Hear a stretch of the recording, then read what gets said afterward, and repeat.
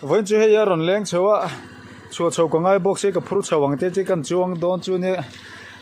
cái thế xin bảy phút cái mỏng mò bà sẽ in làm cho đủ xem rõ nó mặc ha trong trai nó thìn lúc này cái châu mang ở đây mình phút châu về đó lão thong riếu mấy mình riêng sủa phát hiện riêng rõ thế đấy他这个谁写的书riêng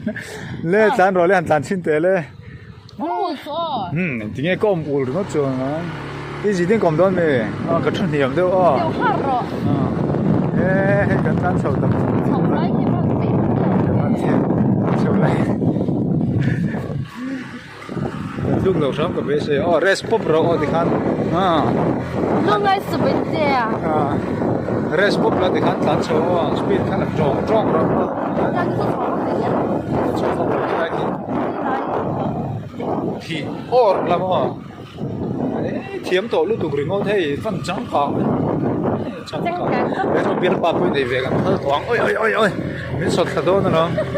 cái này nói chuyện thì thổ vào phân nó lẻ ra xí vậy mà mình cứ chặt nó hoa là phải nó bộ chân thâu con bút rồi thế là cái gì vậy na nè hay là chỉ sốt về xìm xìm thì các chú anh lúc này không bị chú ngọc bộ các chú về không